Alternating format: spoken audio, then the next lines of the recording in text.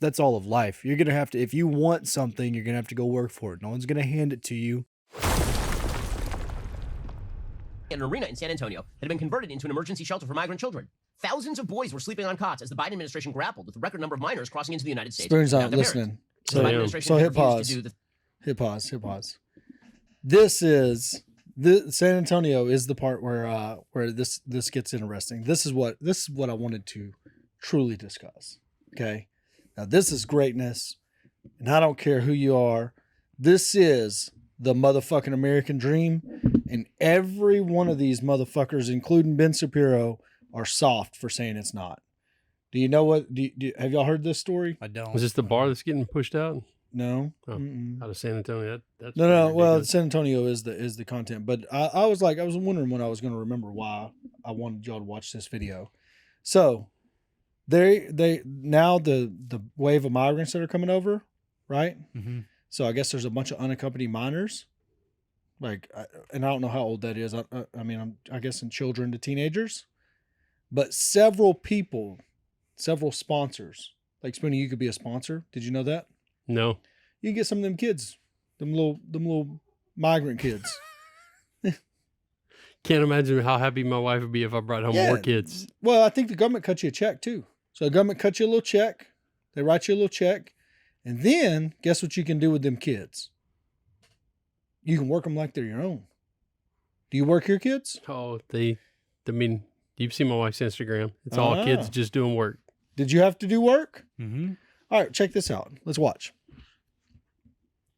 Shelter for migrant children. Thousands of boys were sleeping on cots as the Biden administration grappled with the record number of minors crossing into the United States without their parents. Because the Biden administration has refused to do the thing that the Trump administration did and keep families together. So instead, they decided to just release a bunch of minors into the interior with no actual guardians. That ended up badly. Miss Brandmiller's job was to help vet sponsors. She'd been trained to look for possible trafficking. In her first week, 2 cases jumped out. One man told her he was sponsoring 3 boys to employ them at his construction company. Another who lived in Florida was trying to sponsor 2 kids who would have to work off the cost of bringing them north. Within days, she noticed one of the children was set to be released to the man in Florida. That's despite notifying the Department of Health and Human Services. She emailed the shelter manager. A few days later, her building access was revoked during her lunch break, and she was never told why she'd been fired. Over the past 2 years, according to the New York Times, more than 250,000 migrant children have come alone to the United States. Thousands of those kids have ended up in punishing jobs across the country, working overnight in slaughterhouses, replacing roofs, operating machinery in factories, all in violation of child labor laws, according to a recent Times investigation. All along, there were signs of this explosive... Spoonie's offended. Probably not for the reason that you think I'm offended. Go ahead. So tell me what you're offended about. I'm not offended by any of it. I love it. What are you offended about here? The only thing that I'm offended by this whole process is all the kids that they've lost track of. They're probably being sex trafficked somewhere. That's not what he's talking about right now. You said you let out an audible ooh when you heard that there was some kids having to work overnight in a slaughterhouse. No, it was when he said he was getting them for his construction company. Yeah. That is not the same as taking a child in to raise them. No, it's even better. They'll come out with a skill set in life that they can go earn a living with. My kids will too. Do what? My kids will too. But they're being taken care of and loved like children. That's not like the same as being like, hey, you got to work in the slaughterhouse and go back here, go to sleep. You don't know that those folks are raising them. And you don't know that they're not, though. Yeah. Like, all that's been said so far is there's people putting them to work as they sponsor them to stay in the United States. That one dude said they have to pay off the cost of them coming north. That's right. That's exactly what they do to all the Filipinos in the Middle East. I understand we that. pull your passport. No. You got to work it off. You can go back home. Emery wanted a $500 bat. She had to work the $500 bat off. Mm-hmm. What's that got to do with me? That dude didn't pay for the cost of them kids coming north. Yes, he did. No, he didn't. Yes, he did. He had to pay off the cost of him getting them up north. I think, well, that's fine. Maybe I misunderstood that. I think it's a hasty assumption as far as exactly what the circumstances are. I would say there's maybe concern there, but it's not. They've lost a bunch of kids. It's been brought up on the news. That's not what he's talking about. He's talking about kids getting sponsored and going to work. So this lady brought it up. There may be concern, and they revoked her access. Yeah. The Biden administration did a jam-up job on that one. Like, hey, they might be working these kids, and the Biden administration's like, good, my grass needs mowed. Bam. Cut it off. Go home, lady. The fact that they're outraged that kids that came here for a better life, you assume they walked all the way across Mexico to come up here and play Xbox? And you think in your heart of hearts that wherever they go, wherever they end up, that these families are just going to be loving and coddling them for like they're their own kids. Yeah, I don't regardless if they have a job earning a wage. Yeah, I don't think that's the case. I mean, it's the same. I don't know. I've had 2 friends that were adopted, so I know that's not always a picnic either. I just think, here's what I think. I think, one, we need to qualify it with the age of the kids. Like, I need to know the age. You can't just say blanket statement, yada, yada. Because I started working when I was 11 years old. Best thing that ever happened to me. Absolute best thing that ever happened to me was working when I was 11. How young were you? 11. Yeah. So 11 years old, we started working. Best thing that ever happened to me was learning how to work, learning when to show up, how to be consistent, right? So kids are coming here for a better life. They're not getting put into a family that's going to put them in a room with a tablet and say, here you go, kid. Best of luck. You know what I mean? They're getting put into a role where they can earn money, whatever that is, learn a skill set, whatever it is. Okay. And that's not the American dream. What is? I mean, that's how I look at it. It's like, I think we have a false idea in America about what you're guaranteed, and you're not guaranteed anything, right? Other than your life, liberty, pursuit of happiness. And that's it. So if you're over here with the opportunity to work, you right know, off the bat, like that's all of life. You're going to have to, if you want something, you're going to have to go work for it. No one's going to hand it to you. And so, oh man, you didn't get to grow up with someone holding your hand saying, oh, I love you. You know, I hate that for you, you know, but life happens. Life sucks in a lot of ways. You just walked across Mexico. Unfair. You just walked here from Mexico. Uh-huh. What a fucking blessing to get to go earn a living. You're going to make US dollars and have a skill set on the other side of it. So, like you said, there's a lot of missing context. You don't know if those kids are getting paid anything for it other than the ability to like eat at their place. Which is what you got paid as a child. That's correct. But I mean, you don't know a lot of stuff about that. Like it goes the other way too. Like you don't know if they're being mistreated. You don't know, like it's hard for me to imagine somebody learning a skill set being mistreated. You don't think there are children and that's also that are very relative, because nowadays mistreated is someone yelled at me for not doing as good as I should have at the job. All right. So what about a kid in China making Old Navy clothes? We're not all in day? China. We're in America. I know. I'm asking. Why are we talking about China though? Is that mistreatment if a kid's in a sweat factory? On what's going I'm wearing on those clothes right now, and I love them. They fit well. They fit nice. I get it. And I'm sure my shoes were made by and that Chinese kid in the factory in China will one day rule the world because they ain't no bitch. Well, I don't think they'll rule the world because if they were they've got other problems. If they were in a capitalist country, one day that kid will rule the world because they ain't no bitch. If they were in a capitalist country, yes. Right. So we're talking about a capitalist country. You get to come to America.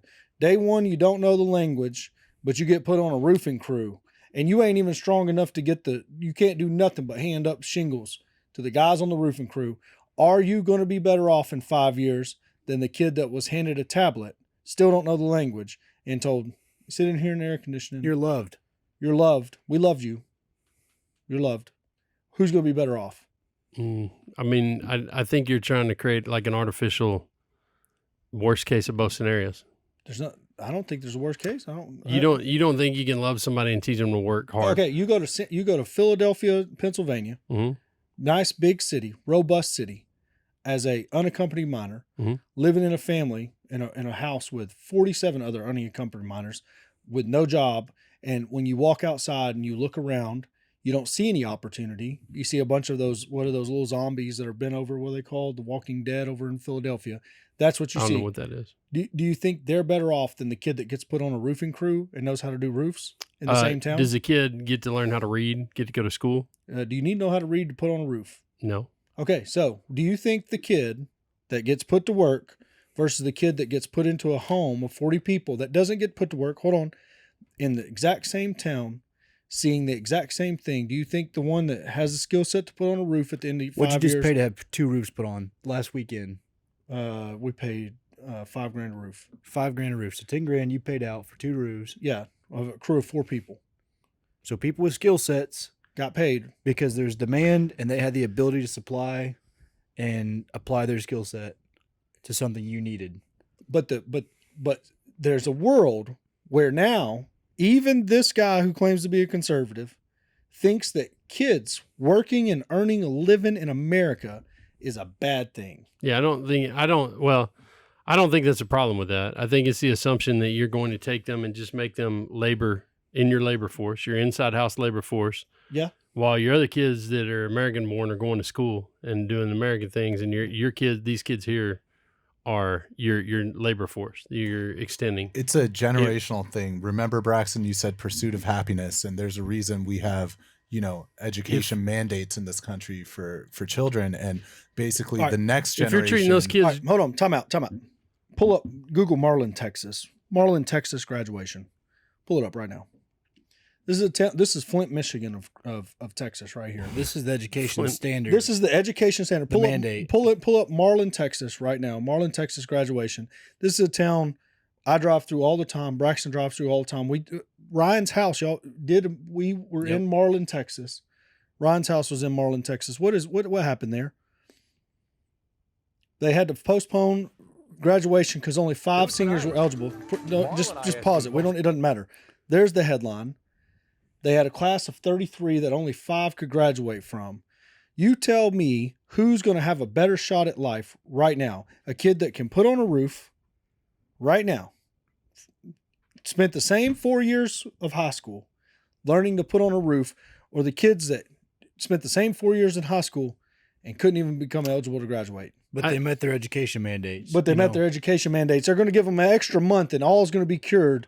All 33 will walk after an extra month of school after 12 years failed them. What do you think, Braxton? Well, that's what I mean as far as I think we have a false perception in America, in the world, about what happiness is, about how you're guaranteed anything. So I'm better off because I get to go to school and there's a government holding people around, my guardians, accountable for making sure I'm not truant. I'm actually going to class. I'm hitting all these arbitrary STAR test results versus I get all that. I tell my kids the same shit. Set. The STAR test don't mean a motherfucking thing in your life. You tell them all the time. Every one of these kids that couldn't graduate, okay, they would be better off if they had a skill set now. I don't disagree with that. I wish we had trades back in school. My dad went through the trade program. He came out of high school with a fucking 4-year education. Then why are you worried about And it's the same reason he can go to all 50 states right now and test out as a master electrician because of that original education he got. So you can't take that away. I can't get it. Are you worried about the migrant kids that are getting put to work because they're not getting enough hugs and Skittles? No. Okay. What I'm saying is you just have to make sure if it would be the same as your kid. If you're putting them into a system that's the same as our adoption system, anything like that, where you just got a kid that can't take care of himself, you have to have some checks and balances that just make sure that the kid's not just being sold into slavery. Well, like what he said about age, I think, sure. You shouldn't be just a blanket statement that it's a perfect system. But in theory, if they're given the opportunity to work, and it is as simple as that, they're given a roof over their head, they're given, food, water, shelter. And that's all you really need to survive. And now they're getting a skill set which will allow them to thrive in a company that will reward the person that's willing to do the work. I think it's a good thing. I agree that there's lots of nuances that would have to be looked at, but we're going to ensure the government at a base level. We're going to ensure the government watches after that. Bro, I'm not saying that's the right answer. Luke, I'm telling you right now. Every time my kid's like, "Oh, I got to be at school," or I don't get a free pizza party because I'm not at school every day for 6 months. I'm like, fuck that system, fuck that school, because all of that's about them just trying to get funding. The emphasis is all on the wrong thing. Time out. At what point will you put your kids on Furman's crew and let them shuck shingles all day? At what point? At what point will you say, "Hey, kids, for the next 3 weeks, you're gonna be working with Furman every day"? I don't know. I don't know what they. Will you ever turn them loose on Furman's crew? Maybe, yeah. Same as I'd turn them loose on any other crew. I don't think that's a skill set that. Hold on. I trust Furman. I trust Furman as a person. Every other crew ain't Furman's crew.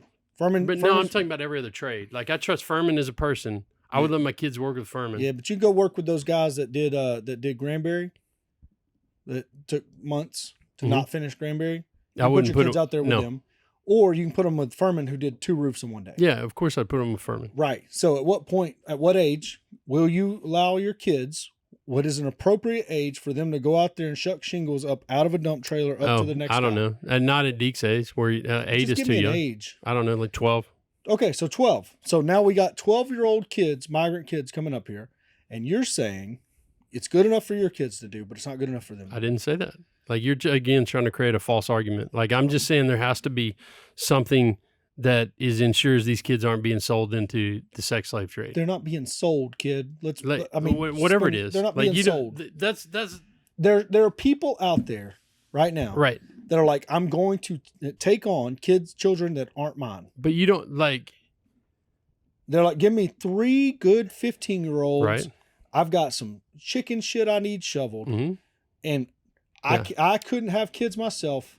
I'm getting older. Right. Bring so me that would be what? That would be an adoption. That's right. That would be foster parent or adoption. The same thing that other foster parents do. That's not what's happening. I don't know how they're vetting these parents. I think you'd have to pass a background check. But they're right. But you agreed that there has to be something, some kind of like. No. You can't just be like, you know what?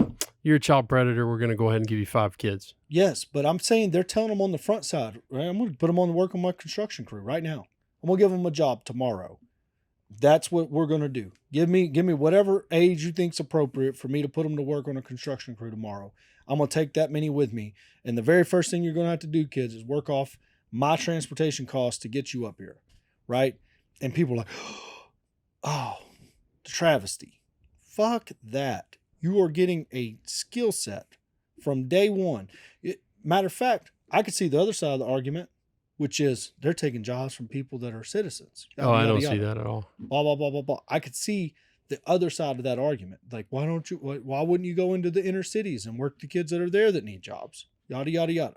I could see the other side of that. But I don't see the argument of, go back to Ben Shapiro whining about this. I mean, this is just a crazy argument that homies growth have. in the labor force and warnings that the Biden administration ignored or missed. According to the New York Times, how Xavier Becerra, head of Health and Human Services, has retained his job is beyond me because, quote unquote, veteran government staffers and outside contractors told HHS, including in reports that reached Becerra, that children appeared to be at risk. The Labor Department put out news releases noting an increase in child labor. Senior White House aides were shown evidence of exploitation, like clusters of migrant kids who'd been found working with industrial equipment or caustic chemicals.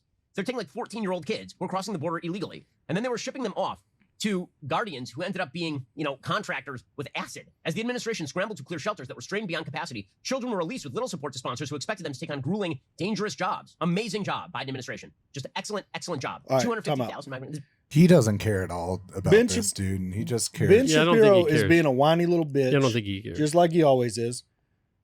This is a fucking asinine argument. Good for those kids for getting to a job in this economy, especially. Good for them for learning a skill set. I mean, 14-year-olds? Shit, I was a savvy old veteran at 14. Spoonie, how old were you when you started working? I don't know. I've been sweeping my dad's shop as soon as I can remember it. He'd just take me to work, and that's what I get to do. You know those days where you just been doing like lawns all day and you're just dirty? Like you just got that glaze over you, just caked on, just dirt, dust, leaves, crap, grass, all of it. Mm-hmm. At that point, you should have days of that. Yeah. Just, it is what it is. Yeah. And you're out there making money.